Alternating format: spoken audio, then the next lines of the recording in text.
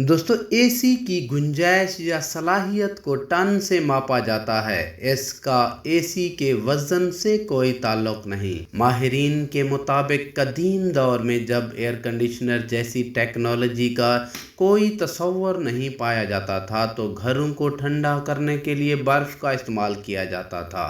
दूर दराज पहाड़ों से लाई जाने वाली इस बर्फ को साहिब सरवत लोगों के घरों को ठंडा करने के लिए इस्तेमाल किया जाता था।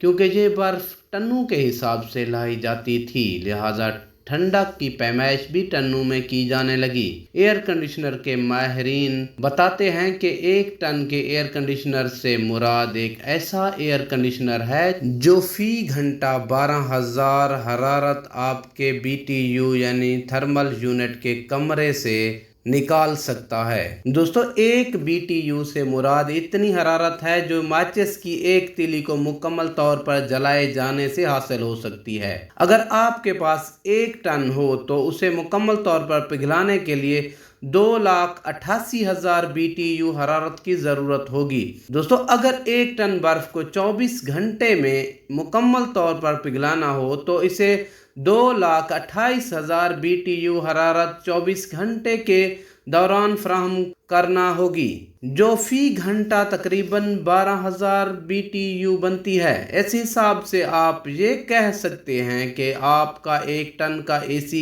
1 घंटे में तकरीबन 12,000 BTU हरारत को कमरे से निकाल बाहर करता है, यानी इतनी हरारत जो 24 घंटे में 1 टन बर्फ को पिघालने के लिए काफ़ी होगी। दोस्तों ये थी एक छोटी सी मालूमात जो मैंने आप तक पहुंचाई। अगर मेरी वीडियो आपको पसंद आई है तो मेरी वीडियो को लाइक करें, मेरे चैनल को सब्सक्राइब करें और बेल का आइकन दबाना मत भूलें ताकि इसी तरह की मेरी नई आने वाली वीडियो का नोटिफिकेशन आप तक पहुंचता रहे।